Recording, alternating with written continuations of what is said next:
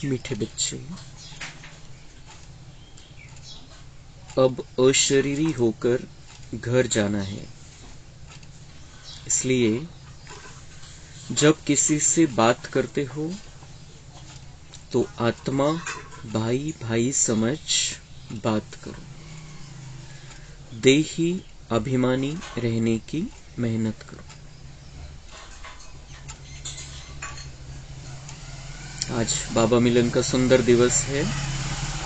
बाबा हमें फिर से पहला और महत्वपूर्ण पाठ पढ़ा रहे हैं।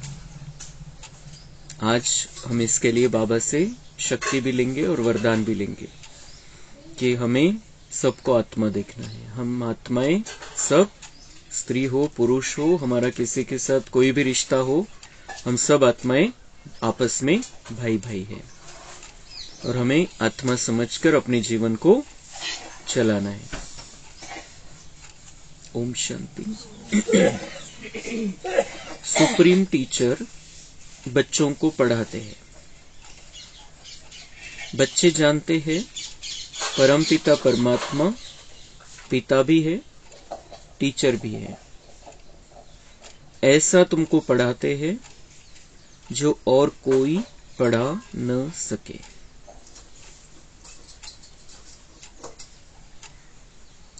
हमें पढ़ाने वाला एक परमपिता परमात्मा हमारा पिता भी है, शिक्षक भी है, और वो जो हमें पढ़ाता है ऐसा न किसी ने पढ़ाया न कोई पढ़ा सकता है।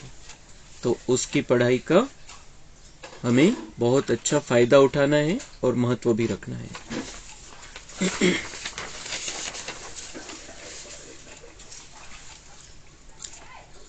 तुम्हारा है प्रवृत्ति मार्ग। निवृत्ति मार्ग का खेल होता नहीं। एक हाथ से क्या होगा? दोनों पहिए चाहिए। दो है तो आपस में रेस करते हैं। दूसरा पहिया साथ नहीं देता है तो ढीले पड़ जाते हैं। परंतु एक के कारण ठहर नहीं जाना चाहिए। पहले पहले पवित्र प्रवृत्ति मार्ग था, फिर होता है अपवित्र। गिरते ही जाते हैं। तुम्हारी बुद्धि में सारा ज्ञान है। यह झाड़ कैसे बढ़ता है, कैसे एडिशन होती जाती है। बाबा म्हणता है तुम्हारा ये प्रवृत्ति मार्ग है। संसार में हम रहते हैं। हमारा ये सन्यास का मार्ग नहीं है। हम यहाँ आए इस दुनिया में, हम संसार में रहते आए हैं। हम सन्यासी नहीं है। हमारा सन्यास का मार्ग नहीं है। बाबा हमें पवित्र प्रवृत्ति मार्ग सिखाता है, पवित्र संसार करना सिखाता है।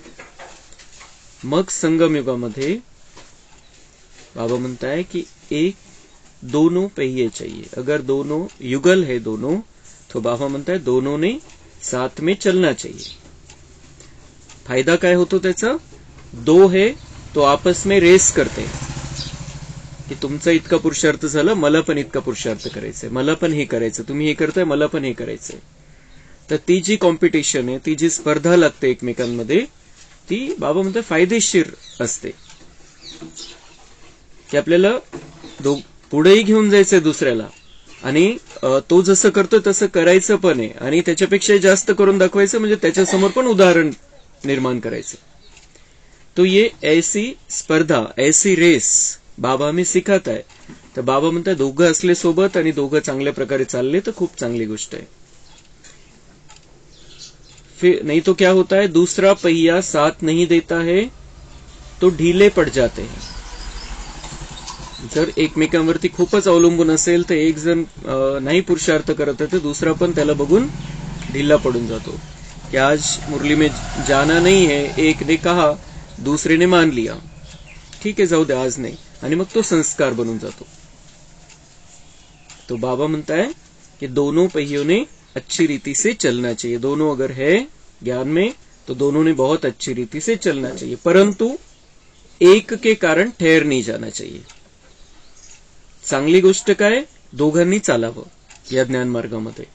युगल आहे, दोघांनी चालावं. पण नसेल चालत, कोणी तयारी नसेल, जबरदस्ती नाहीये, पण आपल्या पुरुषार्थाला तर कोणी नाही रोकू शकत. आपण आपला पुरुषार्थ करत राहायचंय. तो एक के कारण ठहर नहीं जाना चाहिए. हमें अपना, हर एक का अपना अपना पार्ट है, हर एक ने अपना अपना जो बाबा को पहचाना है उस अनुसार अपना पार्ट फिक्स करके अपना भाग्य बनाना है और दूसरे के लिए शुभकामना रखते हुए आगे बढ़ना है.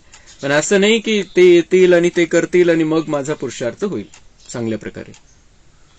दूसरे के कारण ठहर नहीं जाना चाहिए, भगवान के महावाक्य. और हमारा ये परसोडा का छोटा परिवार, छोटा सा परिवार है, पण याच्यामध्ये सगळ्या प्रकारचे उदाहरण है.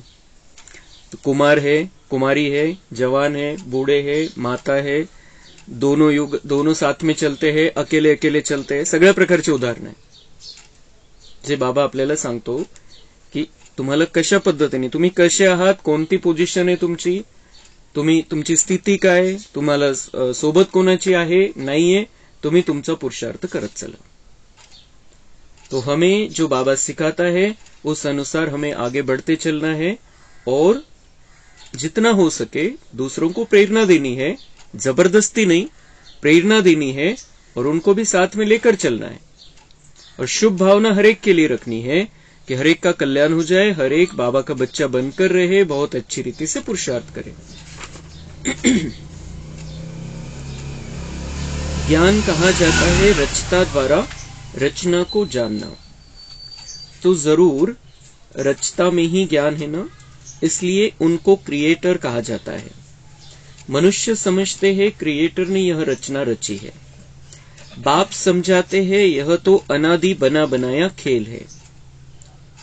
कहते हैं पतित पावन आओ, तो रचता कैसे कहेंगे? रचता तब कहे जब प्रलय हो फिर रचे. बाप तो पतित दुनिया को पावन बनाते हैं. तर बाबा रचयिता आहे, पण तो कोणत्या अर्थाने रचयिता आहे की तो नव्याला जुनं बनवतो, तो पतिताला पावन बनवतो, पुन्हा नवीन बनवतो, त्या अर्थाने तो रचयिता आहे. असं नाही की प्रलय होतो आणि पुन्हा तो नवीन काही निर्माण करतो. ये सारे विश्व का जो झाड़ है उनके आदि मध्य अंत को तो मीठे मीठे बच्चे ही जानते हैं. जैसे माली हर एक बीज को और झाड़ को जानते हैं ना, बीज को देखने से सारा झाड़ बुद्धि में आ जाता है. तो यह है मनुष्य सृष्टि का बीज. उन्हें कोई नहीं जानते. गाते भी है परमपिता परमात्मा सृष्टि का बीज रूप है, सतचित आनंद स्वरूप है, सुख शांति पवित्रता का सागर है. तुम जानते हो यह सारा ज्ञान परमपिता परमात्मा इस शरीर द्वारा दे रहे हैं, तो जरूर यहां आएंगे ना. पतितों को पावन प्रेरणा से कैसे बनाएंगे? तो बाप यहां आकर सबको पावन बनाकर ले जाते हैं. वह बाप ही तुमको पाठ पढ़ा रहे हैं. वो बाप ही तुमको पाठ पढ़ा रहे हैं. वो बाप यहां आएंगे, तो यहां आने वाले हैं बाप आज, और हम उसका बहुत सुंदर अनुभव करेंगे. हमारे अंदर हम बहुत सारी शक्तियां भर लेंगे बाबा से, और बहुत सारी प्रेरणाएं और मार्गदर्शन प्राप्त करेंगे और आगे बढ़ते जाएंगे. बाबा यहां आता है, हमको समझाता है, हम बाबा से शक्तियां लेते हैं और अपने पुरुषार्थ को आगे बढ़ाते हुए विश्व का कल्याण करते जाते हैं.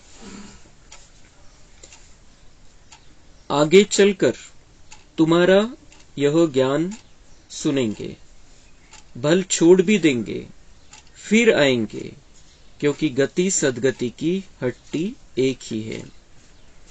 बाबा म्हणतात कोणी ऐकतं, कोणी नाही ऐकत, कोणी ऐकून समजून घेऊन ज्ञानाला सोडून जातात, पण बाबा म्हणताय वो फिर उनको आना है, क्योंकि आखिर में ये सारा ये जो ज्ञान का बीज अंदर पड़ा है वो बराबर उनको जागृत करेगा. उनको समझ में आएगा कि इस रास्ते के सिवा दूसरा कोई रास्ता नहीं और इस रास्ते की मुझे जरूरत है. तो वो गति सदगति, अपनी गति सदगति करने के लिए बाबा के पास फिर से आ जाते हैं. तुम बच्चों को आंतरिक खुशी होनी चाहिए. तुम जानते हो शिव बाबा द्वारा हमारा अखूट खजाना भर जाता है. यह ज्ञान रत्न धन है. वहां भी तुम्हारे पास अथाह धन रहता है. नई दुनिया में तुम मालामाल हो जाएंगे. सतयुग में ढेरों के ढेर हीरे जवाहर थे, फिर वही होंगे. मनुष्य मूंछते हैं, यह सब खत्म होगा, फिर कहां से आएगा? खानियां खुद गई, पहाड़ियां टूट गई, फिर कैसे होगी? बोलो, हिस्ट्री रिपीट होती है ना? जो कुछ था सो फिर रिपीट होगा. बाबा म्हणते मनुष्य गोंधळून जातो, त्याला समजत नाही, त्याला लक्षात नाही येणार. तुम्ही सांगता की पुन्हा सगळं भरपूर होणार आहे, पुन्हा मालामाल होऊन जाणार आहे. मनुष्याच्या मनामध्ये काय विचार येतो की खानियां खुद गई, पहाड़ियां टूट गई, फिर कैसे बनेगी? पुन्हा कशा त्या खानी भरतील सोन्याच्या हिऱ्याच्या? लेकिन ये हिस्ट्री रिपीट होती है, फिर से वो सब कुछ होना है, ये बाबा ने बताया है. तुम बच्चे पुरुषार्थ कर रहे हो स्वर्ग का मालिक बनने का. स्वर्ग की हिस्ट्री ज्योग्राफी फिर रिपीट होगी. गीत में है ना, आपने सारी सृष्टि, सारा समुद्र, सारी पृथ्वी हमको दे दी है, जो कोई हमसे छीन नहीं सकता. उसकी भेंट में अब क्या है? जमीन के लिए, पानी के लिए, भाषा के लिए लढते हैं. किती भांडणं आणि किती वादविवाद आहे, पण हे सगळं समाप्त होणार आहे. बाबा म्हणताय सारा समुद्र, सारी पृथ्वी हमारी हो जाएगी. बाप कहते अपने पर रहम करो. हर एक को पढ़कर अपने को राज तिलक देना है. बाप को तो है पढ़ाने की ड्यूटी, इसमें आशीर्वाद की बात नहीं. फिर तो सभी पर आशीर्वाद करनी पड़े.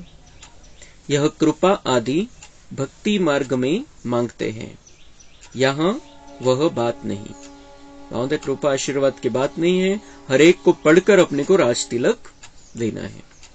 अच्छा, मीठे मीठे सिक्के लधे बच्चों प्रति माता पिता बाप दादा का याद, प्यार और गुड मॉर्निंग. रूहानी बाप की रूहानी बच्चों को नमस्ते. हम रूहानी बच्चों की रूहानी बाप दादा को याद, प्यार, गुड मॉर्निंग, नमस्ते. वहां बाबा वहां, शुक्रिया बाबा शुक्रिया. वरदान. बाप से शक्ति लेकर हर परिस्थिति को हल करने वाले साक्षी दृष्टा भव. आप बच्चे जानते हो कि अति के बाद ही अंत होना है, तो हर प्रकार की हलचल अति में होगी. परिवार में भी खिटखिट होगी, मन में भी अनेक उलझने आएंगी, धन भी नीचे ऊपर होगा. लेकिन जो बाप के साथी है, सच्चे है, उनका जवाबदार बाप है. सगळ्यात महत्वाचं महावाक्य. जो बाप के साथी है और सच्चे है, उनका जवाबदार बाप है. कितनी भी उलझने मन में आ जाए, कोई भी हलचल आ जाए, कितनी भी कठिन परिस्थिति आ जाए, परिवार में हो या बाहर हो या कहीं पर भी हो, धन भी नीचे ऊपर हो जाएगा, कुछ भी हो सकता है कम ज्यादा. लेकिन जो बाप के साथी है और सच्चे है, उनका जवाबदार बाप है. म्हणजे जिम्मेदारी बाबांची है. हमें सिर्फ उसका साथी बनकर रहना है, उसके साथ रहना है. और साथ कैसा होना चाहिए? मन बुद्धि का साथ और श्रीमत का हाथ. ऐसे समय पर मन बाप की तरफ हो तो निर्णय शक्ती से सब पार कर लेंगे. मग ज्यावेळेला असे काही प्रसंग येईल त्यावेळेला बाबा म्हणताय उस समय पर मन बाप की तरफ हो तो निर्णय शक्ति से सब पार कर लेंगे. एक निर्णय पण चुकणार नाही तुमचा. काही असतात प्रॉब्लेम, छोटे मोठे काही पण.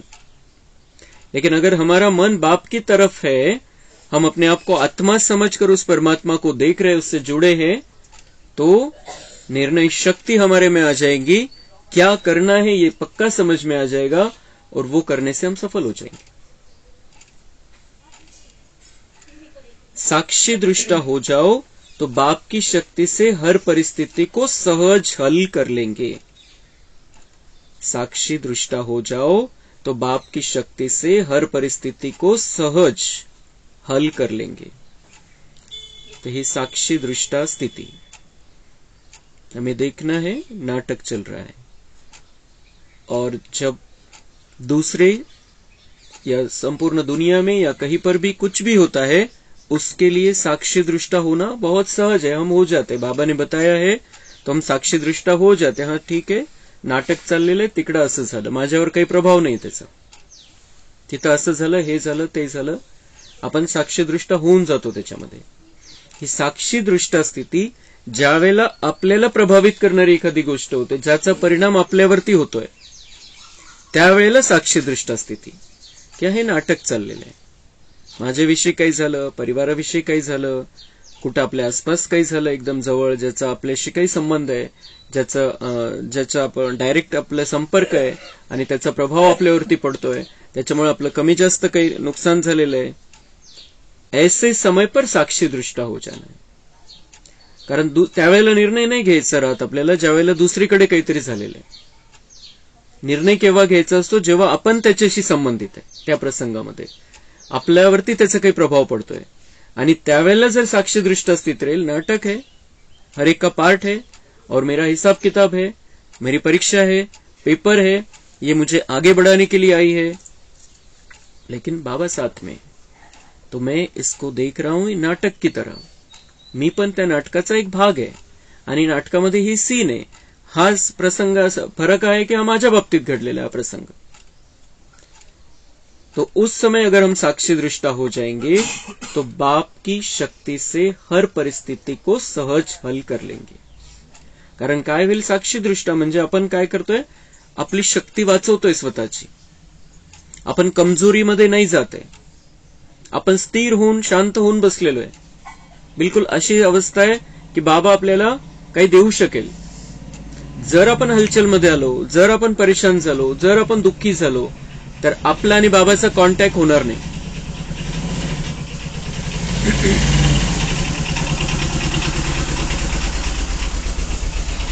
आपली कमजोर अवस्था आहे. आपण 1000 वेळा बाबांचं नाव घेतलं, बाबांना पुकारलं, बाबा आ जाओ, बाबा आ जाओ, बिलकुल बाबाशी आपला कॉन्टॅक्ट होणारच नाही, तो नंबर लागणारच नाही. हे बिल्कुल पक्का ठेवायचं आपल्याला. इसलिए बाबा ये जो कहता है, हर एक शब्द के पीछे रहस्य है. उस समय साक्षी दृष्टा हो जाओ तो बाप की शक्ति से हर परिस्थिति को सहज हल कर लेंगे. तो फिर हम अपनी शक्ति को बचाएंगे, बाबा से कांटेक्ट हो जाएगा, बाबा से शक्ति आ जाएगी, बाबा से करंट आ जाएगी हमारे अंदर, और निर्णय शक्ति आ जाएगी. क्या करना है बाबा टच कर देगा, हम वैसा कर लेंगे, उसमें सफल हो जाएंगे और उसमें हम पास हो जाएंगे, हमारे मार्क्स बढ़ जाएंगे. खूप सुंदर चान्स असतो ज्यावेळेला काही प्रसंग येतो, काही पेपर येतो, त्यावेळेला खूप असा एक सुंदर प्रकारचा चान्स असतो आपलं भाग्य वाढवण्यासाठी. त्याला आपण त्याच पद्धतीने घ्यायचंय. असं कसं झालं आणि असं का बरं झालं आणि असं माझ्या बाबतीत का होतं आणि सारखं सारखं माझ्या बाबतीत का होतं, हे या प्रश्नामध्ये जर आपण गेलो तर बिलकुल आपला आणि बाबाचा कॉन्टॅक्ट होणारच नाही. किंचित सुद्धा त्याची शक्ती आपल्याला प्राप्त होणार नाही, त्याचे वरदान पण उडून जातील. बिलकुल लक्षात ठेवायचं आपण. त्यावेळेला जितकी शांत अवस्था आणि जितकी स्थिर अवस्था, तितकं बाबांशी कनेक्शन आपलं मजबूत राहील, तितकं आपला बाबांशी कॉन्टॅक्ट सुंदर होऊन जाईल. आणि मग बाबांना काय करायचं ते करेल, आपल्याला निमित्त बनवेल आणि त्याला त्यामधून पण काय सेवा करून घ्यायची ती करून घेईल. आपलं तर होईलच, त्याच्यातून तर आपण निघूनच जाऊ, पण त्यामधून काय सेवा करायची बाबांना ती तो करून घेईल. और उसमें से भी हमारे मार्क बढ़ेंगे सेवा के, भाग्य भी बढ़ेगा, पेपर के मार्क्स भी अलग, और वो बोनस मार्क्स कि हमारे द्वारा वो सेवा हो गई. म्हणून ही साक्षी दृष्ट अवस्था आपल्याला प्राप्त करायची. साक्षी होऊन बघायचं, सगळं नाटक चाललेलं आहे, माझ्या बाबतीत असो की सगळ्या दुनियेमध्ये असो. माझा पार्ट त्याच्यामध्ये हिरो पार्टधारी, भगवान के साथी, भगवान का मददगार, खुदाई खिदमतगार, या पद्धतीने आपल्याला या जीवनामध्ये आता चालायचंय.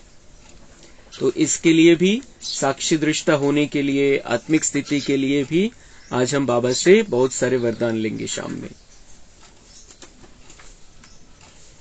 स्लोगन है, अब सब किनारे छोड़ घर चलने की तैयारी करो.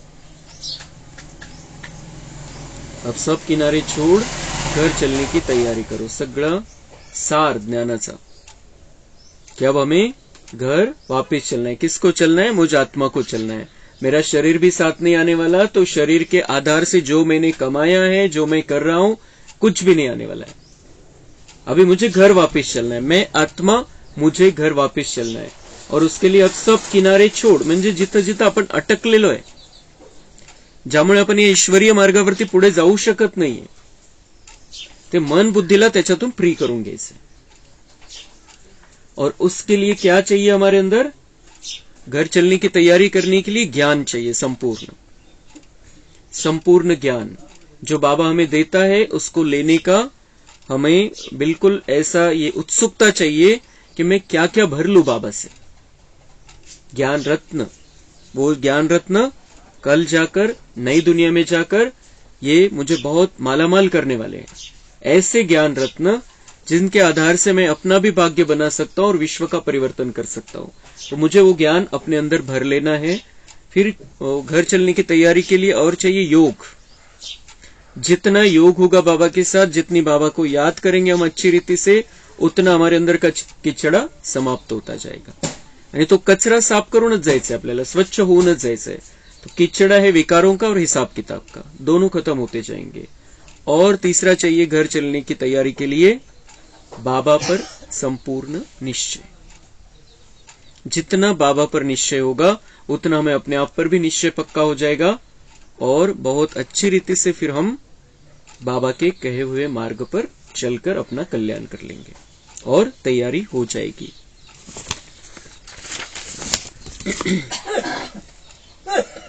अव्यक्त इशारे.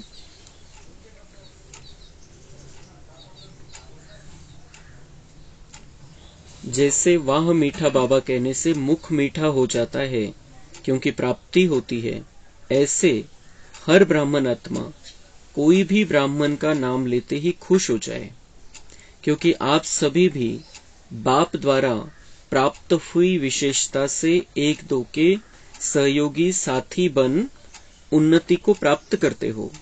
हर एक आत्मा अपनी प्राप्त विशेषताओं से आपस में खुशी की लेन देन करते भी हो और आगे भी सदा करते रहना.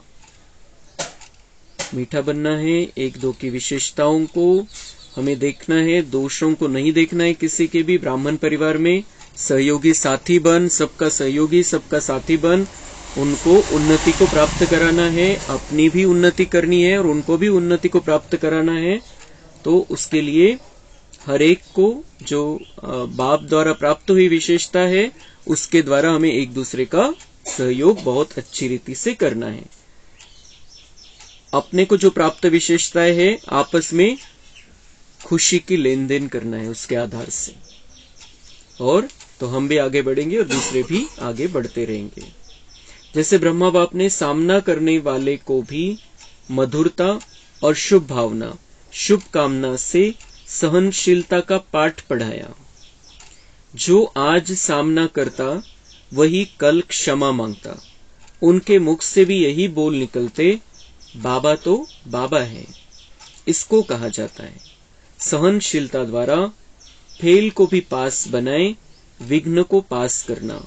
तो कदम पर कदम रखना माना फॉलो फादर करना, अर्थात बाप समान बनना. तो ब्रह्मा बाबा जैसा हमें बनना है, जैसे ब्रह्मा बाबा ने अपने जीवन में किया, जैसे ब्रह्मा बाबा आगे बढ़े. इसकी हम कहानी में सुनेंगे वो सारी बातें कि बाबा कैसे सहनशीलता की मूर्ति बन गया था, कैसे उनका क्षमा भाव था, शुभ भावना थी, शुभ कामना थी, और उस आधार से जो आज सामना करने के लिए आता था, जो उनको उनकी निंदा करता था, अपमान करता था, कल आकर वो क्षमा मांग लेता था, चरणों में गिरता था ब्रह्मा बाबा के, क्योंकि उन्होंने वो सहनशीलता दिखाई और शुभ भावना के वाइब्रेशन दिए. तो वो उन आत्माओं में परिवर्तन हो गया. तो बाबा म्हणते तुम्हाला पण तसंच करायचंय. जहां मधुरता है वहां ही पवित्रता है. बिना पवित्रता के मधुरता आ नहीं सकती. तो सदा मधुर रहने वाले सेवा के निमित्त भल अलग अलग स्थानों पर रहते हो, लेकिन मन तो मधुबन में रहता है ना. मधुबन अर्थात मधुरता संपन्न. कभी बच्चों पर या कार्य व्यवहार में आते आपस में क्रोध तो नहीं करते हो. कोई कैसा भी हो, अनजान बच्चा हो या बड़ा हो, लेकिन ज्ञान से तो उस समय अनजान है ना. अनजान के ऊपर कभी क्रोध नहीं किया जाता, रहम किया जाता है.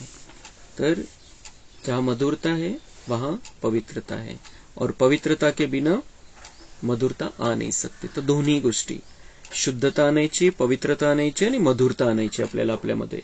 आणि त्यासाठी स्वतःला असं समजायचंय, हम मधुबन निवासी है. आणि बाबांनी सांगितलेलं आहे, आपला जन्म तर बाबांनी सगळ्यांना एकत्र, जेव्हा बाबा अवतरित झाला तेव्हा आपला जन्म झाला आणि बाबांनी आपली जन्मभूमी सांगितलेली आहे मधुबन. आपलं जे घर आहे संगमयुगामध्ये ते मधुबन है. और हम किसी अपने अपने स्थानों पर रहते हैं, निमित्त हम अपने अपने स्थानों पर है, लेकिन हम सब रहने वाले ओरिजिनल मधुबन के हैं. यहाँ पर हमें सेवा करने के लिए बाबा ने भेजा है, कर्म क्षेत्र पर हम है. तो बाबा म्हणता है मधुबन. मधुबनचा अर्थ है एक तर मधुबन का बरं म्हटलं जातं त्याला, क्योंकि मधु, हम वहां पे मीठे बन जाते हैं. हमारा बाबा मीठा है, हमारे अंदर की सारी कड़वाहट, विकारों की कड़वाहट समाप्त हो जाती है. और बन अर्थात वैराग्य, मीठे भी है और वैराग्य की भावना है कि अब घर जाना है, अब घर वापस जाना है, उसकी तैयारी कर रहे हैं. तो वो इसलिए वो मधुबन नाम दिया है बाबा ने. तो हम मधुबन के निवासी. और तो जो मधुबन आहे आता संगमयुगामध्ये, त्या मधुबन वरून बाबांनी आपल्याला इकडे पाठवलेलं आहे, असं बिलकुल आपण समजायचंय. आपलं हे कामाचं ठिकाण आहे, आपलं ऑफिस आहे, राहणारं आपलं घर आहे मधुबन. आणि इथं जिथं कुठं आपण राहतोय, कामधंदा करतोय, घरामध्ये राहतोय, हे आपलं ऑफिस आहे. इथं आपल्याला ड्युटी दिलेली बाबांनी. आणि इथं ड्यूटी है स्वसेवा आणि विश्वसेवा. तो इस भावना से हमें रहना है. तो बाबा म्हणता है फिर किसी पर क्रोध नहीं कर सकते हो, क्योंकि मीठे घर के हो, मीठे बाबा के हो. और कोई कैसा भी हो, अनजान बच्चा हो या बड़ा हो, लेकिन ज्ञान से तो उस समय अनजान है ना. चाहे अनजान, जो ज्ञानी नहीं है, ज्याला ज्ञानच प्राप्त नाही आहे, त्याच्यावर पण क्रोध नाही करायचा आहे. आणि जो ज्ञानी असून सुद्धा काहीतरी गडबड करतोय, त्याच्यावर पण क्रोध नहीं करायचा है. कारण बाबा म्हणता है कि उस समय वो अनजान है. अगर वो कोई गलत कर रहा है, भले ही ज्ञान में बहुत बड़ा है, बहुत दिनों से ज्ञान में है, लेकिन कोई गलती आपको दिखाई देती है, उस पर भी क्रोध नहीं करना है, क्योंकि उस समय वो अज्ञानी है. बाबा म्हणता भले ही तुम्ही महारथी समजा किंवा कोणी समजा, पण काही गडबड झालेली याचा अर्थ तो अज्ञानी. और अज्ञानी पर क्या क्रोध करना. बाबा म्हणते अनजान के ऊपर कभी क्रोध नहीं किया जाता. क्या करना है, रहम किया जाता है. रहम की भावना हमें अपने अंदर लानी है. रोज चेक करो कि आज मनसा या वाचा में श्रेष्ठता की नवीनता कितनी लाई. मनसा में हर आत्मा के प्रति शुभ भावना, शुभ कामना रहे. बोल में मधुरता, संतुष्टता, सरलता की नवीनता रहे. ब्राह्मण आत्माओं के बोल साधारण बोल नहीं हो सकते. मधुबन और मधुबन का बाबा सदा साथ रहे तो मधुरता का अनुभव होता रहेगा. मधुबन और मधुरता का जो मधुरता का जो टावर है, वो जो मधुरता का टावर हमारा बाबा है, उसके साथ में हमें रहना है, उसको अपने साथ में रखना है. तो हमें मीठा लगेगा ये जीवन. ये जीवन अगर मीठा लगे, ऐसी इच्छा है, तो बाबा म्हणते मधुबन और मधुबन का बाबा सदा साथ रखना. और जितना हम बाबा के साथ में, और आज हम विशेष ये अनुभव कर सकते हैं, मधुबन वाले बाबा को और हमारे मीठे घर मधुबन को हमें बुद्धी में रखना है. ते 4 धामचे चक्कर लावायचे. अजून वेगवेगळे तिथं जे स्थान शांतिवन मध्ये बनलेले, तिथं चक्कर मारायचे मन आणि बुद्धीच्या द्वारे. तो हमारे अंदर वो मिठास आ जाएगी, तिथले वाइब्रेशन कैच करू शकू अपन. और बाबा को साथ रखेंगे तो बाबा तो सदा मीठा है, सबसे बड़ी सैक्रीन है, तो हमारे अंदर वो मिठास आ जाएगी. तर त्या आधाराने काय होईल, नवीनता आ जाएगी. मनसा वाचा कर्मणा में श्रेष्ठता आ जाएगी, नवीनता आ जाएगी. और हर आत्मा के प्रति शुभ भावना, शुभ कामना हमारी बन जाएगी. ते जे बाबा आपल्याला सांगत आलेलं आहे, शुभ भावना, शुभ कामना ठेवा, तर त्याची चावी बाबा आज देतोय आपल्याला, की मधुबन और मधु बाबा, मीठा बाबा सदा साथ रहे तो हमारे अंदर ये सारी विशेषताएं आ जाएगी. बोल में मधुरता आ जाएगी, संतुष्टता आ जाएगी और सरलता आ जाएगी. आज विशेष अभ्यास करायचा है बाबा मिलन पर्यंत. और मीठा रहना है, मीठे मधुबन की यात्रा करनी है, मीठे बाबा को साथ रखना है. तो बहुत सुंदर सुंदर अनुभव बाबा में आज बाबा मिलन में कराएगा। और विशेष सूरज भाई भी हमें बताएंगे आज क्या करना है। अच्छा,